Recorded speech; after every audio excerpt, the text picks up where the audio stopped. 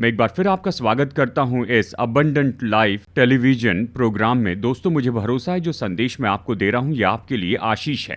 कृपया मेरा email address note कीजिए जो स्क्रीन पर आ रहा है, और साथ ही मेरा व्हाट्सएप नंबर। कृपया मुझे अपना फीडबैक दीजिए, आपके सुझाव, और साथ ही मुझे अपने प्रार्थना निवेदन भेजिए। मेरी प्रेयर टीम है जो हर समय प्रार्थना करती है। हम आपके लिए प्रार्थना करेंगे और आपको जवाब देंगे। प्रभु यीशु मसीह आपको और आपके परिवार को आशीष दे। बहुत आयत से हम तो मनन करते जा रहे हैं बहुत ही महत्वपूर्ण शीर्षक पर, और वो है वो चेतावनियाँ जो यीशु मसीह ने क्रूस की ओर जाते हुए दी थी।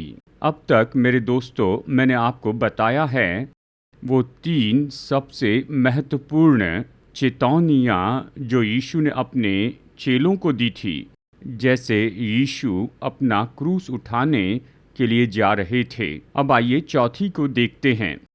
चौथी चेतावनी जो यीशु ने अपने चेलों को दी थी, और ये तो केवल 2 शब्द है, जागते रहो और प्रार्थना करते रहो। मत्ती 26:41, जागते रहो और प्रार्थना करते रहो कि तुम परीक्षा में न पड़ो। आत्मा तो तैयार है परंतु शरीर दुर्बल है। जागते रहो और प्रार्थना करते रहो। ये निर्देश तो दिए गए थे यीशु के सबसे महत्वपूर्ण चेलों को दिए गए थे, यूहन्ना, पतरस और याकूब को। हम कहते हैं कि ये तो चेलों का भीतरी घेरा था, क्योंकि यीशु तो बहुत अपेक्षा कर रहे थे, और खास करके इन 3 चेलों से ही, पतरस, याकूब और यूहन्ना से।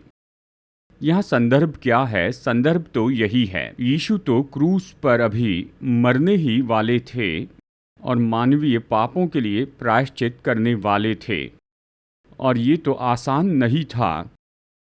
यीशु यहाँ पर कह रहे हैं कि आत्मा तो चाहता है लेकिन शरीर दुर्बल है। यीशु तो अपनी ही आत्मा और अपने हृदय में निश्चय ही, बिल्कुल वैसे ही जैसे उसके स्वर्गीय पिता ने उससे कहा था कि जाकर क्रूस पर मानव जाति के लिए प्रायश्चित करें, और इसलिए यीशु तो तैयार थे, पर शरीर दुर्बल था, क्योंकि आखिरकार ये तो शरीर है, ये तो यीशु की देह थी। उसे लेना था उस दंड को, दर्द को, उस पीड़ा और दुख को। जब यीशु ने चौथी वाणी कही, हे मेरे परमेश्वर, तूने मुझे क्यों छोड़ दिया, तब सच में स्वर्गीय पिता ने यीशु मसीह को छोड़ दिया था कि वो चख ले उस दर्द को, उस दुख को, और उस नरक की मृत्यु को भी, और इसका शरीर में अनुभव लेना था उसकी देह में, और ये आसान होने वाला नहीं था। इस तरह से कि हम कल्पना भी नहीं कर सकते हैं कि यीशु किससे होकर गए। उसने अपनी देह दे दी, अपना लहू बहाया पूरे जगत के पापों के लिए, और आखिरकार यीशु ने केवल 2 बातें की। वो जागते रहे और प्रार्थना करते रहे। जागते रहने का मतलब कि वो परीक्षा में बिल्कुल न पड़े, कि अपना क्रूस छोड़ दे, कि अपने स्वर्गीय पिता की इच्छा को छोड़ दे। ये परीक्षा तो इतनी ज़्यादा थी कि उसने बहुत दुख उठाया। वो प्रार्थना करने लगे, वो वहाँ पर लड़ने लगे, वो रोने लगे। ये तो बहुत ही ज़्यादा थी वहाँ पर उस गत्समनी में। पहले यीशु जागते रहे कि वो कभी इस परीक्षा में नहीं पड़ेंगे कि अपना क्रूस छोड़ दे। दूसरी बात, उसने प्रार्थना की। उसने प्रार्थना की बल के लिए, अनुग्रह के लिए, पवित्र आत्मा की सामर्थ के लिए, कि वो सह सके उस दर्द, उस पीड़ा, उस दुख को जो कि नरक की थी, क्रूस पर सह लिया। और यीशु ने 3 बार प्रार्थना की थी, और उस प्रार्थना के कारण ही यीशु का जो क्रूस है वो पूरा हो पाया। 3 चेलों की बात करते हैं। यीशु ने कहा, तुम भी ऐसा ही करो, पहले जागते रहो, क्योंकि शैतान तुम्हारी परीक्षा करेगा। वैसे ही हुआ। जो पहली परीक्षा थी वो तो उनसे दूर नहीं थी। ये सोने की परीक्षा थी और वो सो गए। एक बार नहीं, 3 बार। और फिर यीशु ने एक बार कहा, जागो, अपनी इस गहरी नींद से तुम जागो। वो इतनी गहरी नींद में थे कि वो खुद को भूल गए और तुरंत ही वो परीक्षा में गिर गए। और एक बार जबकि वो सोने की परीक्षा में गिर गए, उन्होंने प्रार्थना नहीं की। उन्होंने प्रार्थना नहीं की, इसलिए क्या हुआ? ऐसी परीक्षा कि यीशु को भूल जाए, ऐसी परीक्षा कि यीशु की मदद न करें, ऐसी परीक्षा कि यीशु के साथ में न रहें, ये उन पर बार बार आती चली गई। परीक्षा के बाद परीक्षा में वो इस तरह से बहुत ज़्यादा गिरते चले गए। अब उदाहरण के लिए ही लीजिए, पतरस तो सोने की परीक्षा में गिर गया, प्रार्थना की परीक्षा में गिर गया, और फिर क्या हुआ? उसने 3 बार यीशु का इनकार किया। उसने कहा, यीशु कौन है? मेरा उससे कोई संबंध नहीं है, मैं उसे नहीं जानता। इस कितनी बड़ी परीक्षा में पतरस यहाँ पर गिर गया था। एक और परीक्षा, वो यीशु के पीछे चल रहा था बहुत दूरी से। वो खुद को यीशु से छिपा रहा था और एक समय उसने खुद से कहा कि चलो मैं देखता हूँ कि यीशु का अंत कैसे होता है। कितने दुख की बात है। यीशु ने ये ज़रूर कहा होगा, पतरस, मेरा अंत तो सफल होगा, लेकिन तुम्हारा अंत असफलता में होगा। हम जागरूक नहीं हैं कि आप बार बार गिरते चले जाएंगे। फिर एक और परीक्षा आ गई। पतरस वहाँ पर था और वहाँ पर सिपाही थे जो आग के पास बैठे थे गर्मी सेकते हुए, और पतरस चुपचाप उनके पास में जाता है, उनसे जुड़ता है और उस आग की गर्मी को महसूस करता है। इसका क्या अर्थ है? उसने खुद को वहाँ पर यीशु के शत्रुओं के साथ में जोड़ दिया। कितनी बड़ी परीक्षा। परंतु प्रभु की स्तुति हो मेरे दोस्तों, यीशु ने बाकी सभी चेलों से बढ़कर पतरस से आशा रखी थी। एक बार यीशु ने उससे कहा, तू पेट्रोस है, तू चट्टान है और तुझ पर मैं अपनी कलीसिया बनाऊंगा। चलिए यहाँ पर एक बात बता दूं, ये तो पतरस यानी उस व्यक्ति के ऊपर नहीं था जिसके लिए यीशु ने कहा कि मैं अपनी कलीसिया बनाऊंगा। ये भी नहीं कि यीशु पतरस को बनाएंगे वो कुंजी यानी वो मुख्य व्यक्ति अपने चर्च पर, कि वो चर्च का मुख्य अगवा हो जाए। यीशु ने ये नहीं कहा था। उसके पहले यीशु ने पूछा था, अपने 3 चेलों से ये सवाल पूछा कि लोग मेरे बारे में क्या कहते हैं। उनमें से बहुतों ने उसे बहुत से जवाब दिए, लेकिन पतरस ने कुछ अद्भुत कहा, तू ही जीवित परमेश्वर का पुत्र है। कितना महान अंगीकार। तू तो जीवित परमेश्वर का पुत्र है, तू ही मसीहा है, तू ही उद्धारक है। तू क्रूस पर अपना जीवन देगा और पुनरुत्थान में जी उठेगा। और यहाँ तक कि जाने बिना ही उसने ये कह दिया, उसने सत्य प्रकट किया कि यीशु मसीह कौन है। बस यही। यीशु ने कहा, पतरस, मैं अपनी कलीसिया तेरे अंगीकार पर बनाऊंगा, तुम्हारे ऊपर नहीं। दूसरे शब्दों में यीशु ये कह रहे थे, मैं अपनी कलीसिया अपने ऊपर बनाऊंगा। यही तो पौलुस ने कहा 1 कुरिन्थियों अध्याय 3 में, कलीसिया के लिए कोई और दूसरी नींव बिल्कुल न रखें, क्योंकि स्वयं यीशु को ही उसकी नींव होना ही चाहिए। खैर, पतरस अनजाने में यीशु के बारे में महान अंगीकार करता है। वो नहीं जानता था वो क्या कह रहा है, लेकिन परमेश्वर के अनुग्रह में और परमेश्वर की दया से क्रूस के बाद में, पुनरुत्थान के बाद में उस पेंटिकोस्ट के दिन में जब पतरस को पवित्र आत्मा का वरदान दिया गया, उसने उस अंगीकार को पूरा किया। वो उस अंगीकार के साथ में खड़ा रहा। उसने उस अंगीकार को जाना अपने जीवन और अपनी सेवकाई के द्वारा, और यहाँ तक कि उसने उस अंगीकार को पूरा भी किया यीशु के लिए शहीद होकर मरने के द्वारा। वाह! तो यीशु पतरस पर इस तरह से बहुत ही अद्भुत आशा रख रहे थे, और इसलिए उसने कहा जागते रहो और प्रार्थना करते रहो। लेकिन शुरू में वो सो गया, लेकिन अंत में वो बहुत सफल हो गया। प्यारे दोस्तों, मसीह जीवन में हम सब बहुत सी परीक्षाओं का सामना करते हैं।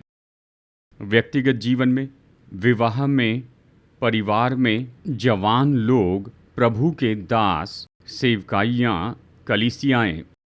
शैतान हम पर हमेशा हमला करते रहता है बहुत सी परीक्षाओं के द्वारा। केवल एक ही तरीका है जिसके द्वारा हम इन सारी परीक्षाओं पर जयवंत हो सकते हैं, वो है जागते रहना और प्रार्थना करते रहना। अब आइए देखते हैं पहला शब्द, जागते रहना। यहीं पर तो बहुत से विश्वासी असफल होते हैं। वो जागते नहीं रहते कि कहाँ से शैतान उन पर हमला करेगा, किन किन परिस्थितियों के द्वारा शैतान हमला करेगा उन पर, उनके परिवार पर या उनकी सेवकाई पर। वो सचेत नहीं है शैतान की चालाकी की भयानक युक्तियों के बारे में। कैसी चालाकी से वो आकर सब कुछ नाश करता है। सबसे पहले वे जागे हुए नहीं हैं। विश्वासी लोग क्या करते हैं? परीक्षा में गिर जाने के बाद में वो परमेश्वर से मदद मांगते रहते हैं। क्या आपके और आपके जीवन के लिए ठीक है कि आप ये देखते रहें कि कहाँ से ये परीक्षा आएगी, कि कहाँ से शैतान हमला करेगा, और यहाँ तक कि उसका हमला करने के पहले क्या हम इतने सचेत हो सकते हैं कि हम इतनी सारी तैयारियां कर लें और निर्णय लें और काम करें? शैतान के द्वारा परखे नहीं जाना चाहते तो इस वचन को लीजिए, जागते रहें। हर प्रार्थना में आप बस यही कहिए, प्रभु यीशु जागने में मदद कीजिए। कि परीक्षा कहाँ से आएगी ये जानूं, कहाँ से शैतान मुझ पर हमला करेगा। जागने में मदद कीजिए, सचेत रहने में मेरी मदद कीजिए, और मुझे वो बुद्धि दीजिए, मुझे वो ज्ञान दीजिए, मुझे ये प्रकाशन दीजिए कि कहाँ से शैतान हमला करेगा, ताकि मैं सावधान हो जाऊं और मैं खुद को तैयार करूं कि मैं मजबूत हो जाऊं और उस परीक्षा में बिल्कुल न पड़ूं। तो जागते रहें। और दूसरा है प्रार्थना करें। हर दिन प्रार्थना करें। स्वयं यीशु ने जो प्रार्थना हमें सिखाई है, उसने कहा हमें परीक्षा में न ला परंतु हमें बुराई से बचा। कितने लोग ये प्रार्थना कर रहे हैं इसके बजाय कि आराधना की सभा के अंत में प्रभु की प्रार्थना करके घर चले जाते हैं। देखिए, जब प्रार्थना की बात आती है तो हम हमेशा अपनी ज़रूरतों के बारे में कहते हैं कि यीशु को हमें क्या देना चाहिए, एक बड़ी सूची हर समय में। लेकिन हम में से कितने लोग सच में प्रार्थना कर रहे हैं, यीशु मेरी मदद कीजिए कि मैं किसी भी परीक्षा में न पड़ूं। ये प्रार्थना बहुत महत्वपूर्ण है। मेरे बच्चों की मदद कीजिए, जैसे ये बड़े हो रहे हैं, जैसे ये उम्र में बहुत ही कम हैं, अब ये जवान हो रहे हैं, इनके सामने बहुत सी परीक्षाएं हैं। माता पिता के रूप में क्या हम उनके लिए प्रार्थना कर रहे हैं कि यीशु हमारे जवानों की मदद करें कि वो परीक्षा में न पड़ें? अब चलिए मैं आपको जल्दी से बताता हूँ ऐसी कुछ परीक्षाएं, ऐसी कुछ महत्वपूर्ण परीक्षाएं, चाहे परमेश्वर के दास हो या फिर कलीसिया के प्राचीन हो या विश्वासी हो, मसीह परिवार या कोई भी हो। ऐसी कुछ मुख्य परीक्षाएं। इसमें पहली तो यही है, ये है दुखों में यीशु को भूल जाने की परीक्षा। पहला पत्रस अध्याय 4 वचन 17। क्योंकि वो समय आ पहुंचा है कि पहले परमेश्वर के लोगों का न्याय किया जाए, और जबकि न्याय का आरंभ हम ही से होगा तो उनका क्या अंत होगा जो परमेश्वर के सुसमाचार को नहीं मानते। वचन 18। और यदि धर्मी व्यक्ति ही कठिनाई से उद्धार पाएगा तो भक्तिहीन और पापी का क्या ठिकाना। ये दो वचन तो न्याय के बारे में बता रहे हैं। बहुत से पास्टर इन वचनों का उपयोग करते हैं कि ऐसा कुछ प्रचार करें जो गलत है। इन वचनों का उपयोग करते हुए वो बताते हैं मसीह जीवन में पाप के न्याय के बारे में। ये वचन उसके बारे में नहीं कह रहे हैं। ये वचन खास करके पहला पत्रस अध्याय 4 ये बताते हैं मसीह जीवन में दुखों के बारे में। मैं इसे कहता हूँ ये तो दुख उठाने का न्याय है, ये पाप का न्याय नहीं है। अब ये दुख उठाने का न्याय क्या है? देखिए, उस समय कुछ होता है और वो ये है क्योंकि उन्होंने यीशु पर विश्वास किया है, क्योंकि वो यीशु के पीछे चलते हैं, क्योंकि उन्होंने यीशु को स्वीकार किया है, तो ऐसे बहुत से सताव उनके ऊपर आते हैं, बहुत सा दुख और बहुत सी पीड़ा। और उसके कारण कुछ लोग जिन्होंने पहले से यीशु को स्वीकार किया है, इन दुखों की परीक्षा के कारण ही वो ऐसी जगह पर आते हैं जहां वो यीशु को पूरा भूल जाते हैं। वो यीशु को छोड़ देते हैं, यीशु को भूल जाते हैं, वो अपना विश्वास छोड़ देते हैं, मसीहत को छोड़ देते हैं और वो अपने पुराने जीवन में चले जाते, पुरानी विधियों में, पुराना विश्वास। थियोलॉजी में इसे कहते हैं अपोस्टेसी, मतलब दुख उठाने के कारण ही यीशु को छोड़ देते हैं। पत्रस इसी के बारे में कह रहा है। इन दुखों के न्याय के कारण यहाँ तक कि उद्धार पाए हुओं को बचना बहुत मुश्किल होता है। तो सच में ये कितना मुश्किल होगा कि जो उद्धार नहीं पाए वो किसी तरह बच जाए। अद्भुत है ना? हम यहाँ क्या सीखते हैं? दुखों में यीशु को छोड़ देने की ये परीक्षा। दोस्तों, आप इसे कभी मत कीजिए। कुछ आग से परखे जाने वाली परीक्षा होगी।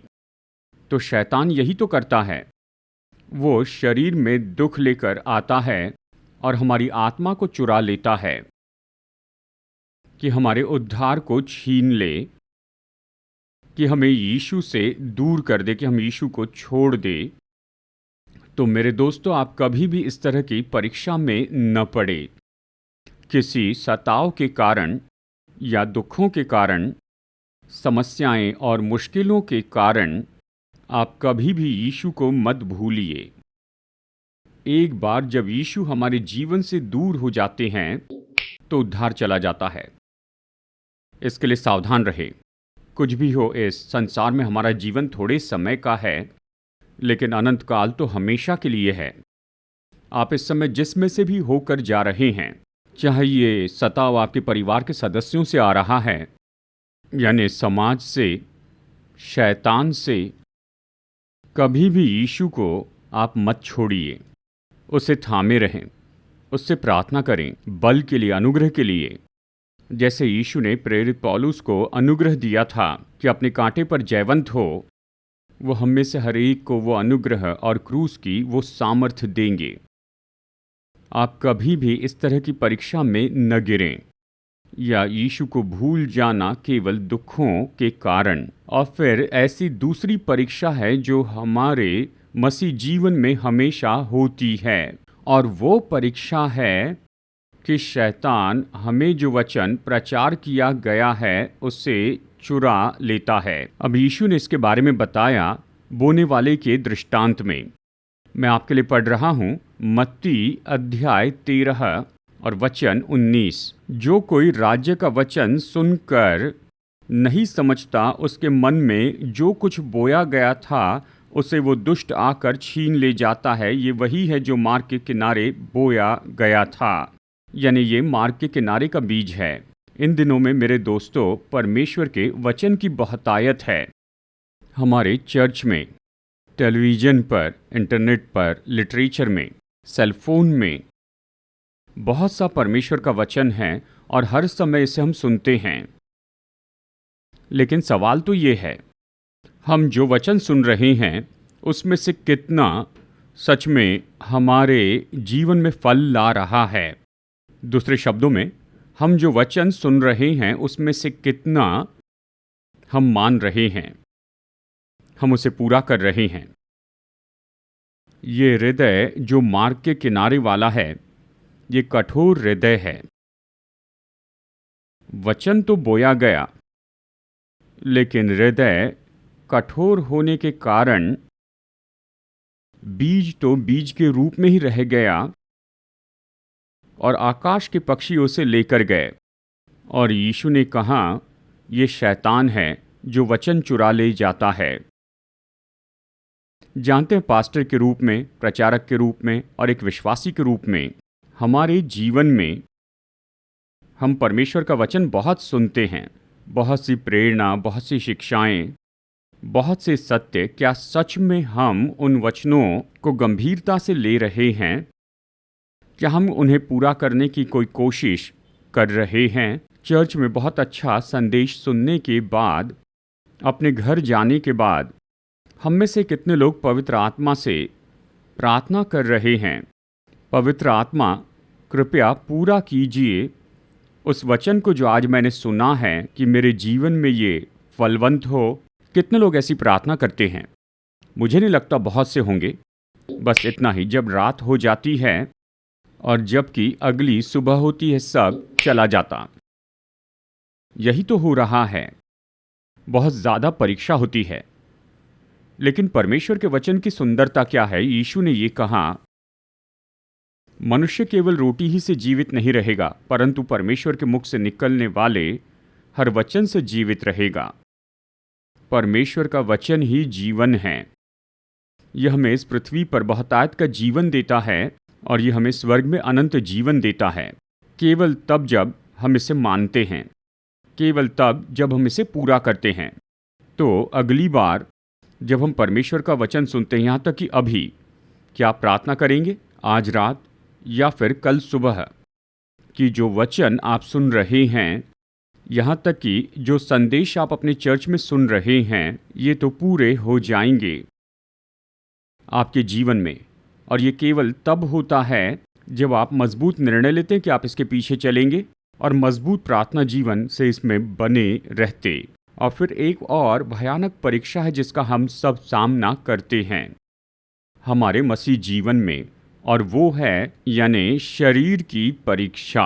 पहला यूहन्ना अध्याय 2 वचन 16, क्योंकि जो कुछ संसार में है, अर्थात शरीर की अभिलाषा और आँखों की अभिलाषा और जीविका का घमंड, वो पिता की ओर से नहीं परंतु संसार ही की ओर से है। शरीर की अभिलाषा, जानते हैं ग्रीक में 2 शब्द हैं शरीर के लिए। एक है सोमा जो हमारी सामान्य देह है, और दूसरा शब्द है साक्स। साक्स बहुत ही सामर्थी शब्द है। साक्स का अर्थ है एक शरीर जो कि पाप का आदी हो चुका है। ऐसा शरीर जो पाप की लालसा रखता है, ऐसा शरीर जो हमेशा कोई पाप करने की इच्छा रखता है। साक्स तो मानवीय शरीर अपने आप में, इसमें खास करके ये इच्छा होती है, ये परीक्षा होती है कि पाप करें। ये साक्स की अभिलाषा, शरीर की अभिलाषा। दोस्तों, मैं इस पर आपसे कई घंटों तक बात कर सकता हूँ, लेकिन बात तो यही है। शरीर की अभिलाषा ने परमेश्वर के सामर्थी दासों को नाश किया है। बहुत ही अद्भुत परिवारों को, बहुत ही सुंदर मसीही परिवारों को शरीर की अभिलाषा ने बहुत से चर्च और सेवकाई को नाश किया है। शरीर की अभिलाषा के बारे में ऐसा कुछ है। शरीर की अभिलाषा के साथ में बहुत से पाप जुड़े हुए हैं। शराब पीना, व्यभिचार, परस्त्री गमन और ये सब। और देखिए, ये तो बहुत ही शोकित करने वाले पाप हैं। एक बार जब हम उसमें गिर जाते हैं तो ये नाश करता है हमारे व्यक्तिगत जीवन को, हमारे परिवारों को, हमारे विवाह को, हमारे बच्चों को, हमारे आत्मिकता के जीवन को, नैतिकता के जीवन को, हमारी सेवकाई को। शरीर की अभिलाषा बहुत ही मजबूत होती है। तो प्यारे दोस्तों, जैसे कि पौलुस कहता है, निश्चय ही युद्ध छिड़ा होता है हमारे शरीर में और पवित्र आत्मा में। गलातियों अध्याय 5 वचन 16 में प्रेरित पौलुस कहता है, पर मैं कहता हूँ आत्मा के अनुसार चलो तो तुम शरीर की लालसा किसी रीति से पूरी न करोगे। वाह, अद्भुत वचन है। ये पवित्र आत्मा है। जब हम पवित्र आत्मा में चलते हैं तो हम शरीर की सारी परीक्षाओं के ऊपर में जयवंत हो जाएंगे। और पौलुस बताता है कि आत्मा में चलना क्या है। यहाँ वचन 25 में वो कहता है, यदि हम आत्मा के द्वारा जीवित हैं तो आत्मा के अनुसार चले भी। आत्मा में जीना हमारी मदद करता है कि हम आत्मा में चले। आत्मा में जीने का मतलब क्या होता है? पवित्र आत्मा के वातावरण में जीते चले जाएं। पवित्र आत्मा के अधिकार में जीते चले जाएं। हर दिन पवित्र आत्मा से भरते चले जाएं। प्रतिदिन पवित्र आत्मा से भरते चले जाएं कि आत्मा में जीते जाएं। बस यही है। जब हम आत्मा में जिएंगे तो आप में और मुझ में बहुत ही सामर्थ्य होगी कि आत्मा में चलते जाएं। और जब हम आत्मा में चलेंगे तो शरीर पर जयवंत हो जाएंगे। हम आत्मा में कैसे जीते हैं? हम प्रार्थना करते हुए आत्मा में जीते हैं। जब हम वचन पर मनन करते हैं तो हम आत्मा में जीते हैं। जब हम आराधना करते हैं आत्मा से और सच्चाई से तो हम आत्मा में जीते हैं। जब हम स्तुति और आराधना में भागी होते हैं अपने पूरे हृदय से तो हम आत्मा में जीते हैं। हर एक मसीही सभा में, चाहे ये प्रार्थना सभा हो या जागृति की सभा हो, जहाँ हम उपस्थित होते हैं तो हम आत्मा में जीते हैं। मतलब उस वातावरण में, उस क्षेत्र में जहाँ पवित्र आत्मा रहता है। प्रेरित पौलुस कहता है, यदि हम आत्मा में जीते हैं तो हम आत्मा में चलेंगे भी। केवल वही जो आत्मा में जीते हैं और जो आत्मा में चलते हैं वो शरीर की हर एक परीक्षा के ऊपर जयवंत होते हैं। प्रार्थना करते हैं। स्वर्गीय पिता, हमारे उद्धारकर्ता प्रभु यीशु, पवित्र आत्मा, इस समय आपके वचन के लिए हम आपको धन्यवाद देते हैं कि जब यीशु आखिर में अपने क्रूस की ओर जा रहे थे, प्रभु आपने अपने चेलों को बहुत सी चेतावनियाँ दी और ख़ास करके ये चेतावनी कि हमें जागते रहना और प्रार्थना करते रहना है ताकि हम किसी परीक्षा में न पड़ें। पवित्र आत्मा, जैसे हम खुद को आपको समर्पित करते हैं, जैसे हम निर्णय लेते हैं कि हम आप में जीते चले जाएं, आपके अधिकार में जीते चले जाएं, कि आपके वातावरण में जीते जाएं, पवित्र आत्मा हमारी मदद कीजिए, हमें बल दीजिए, हमारी रक्षा कीजिए कि हम आप में चलते जाएं ताकि हम किसी तरह की परीक्षा में न पड़े और किसी तरह परखे न जाएं। हमें विजय दीजिए और उस विजय के द्वारा अच्छा जीवन, बहुतायत का जीवन हमारे परिवार को और हमारे चर्च को, और आखिरकार हमें स्वर्ग में अनंत जीवन दीजिए। यीशु के नाम में प्रार्थना करते हैं, आमीन।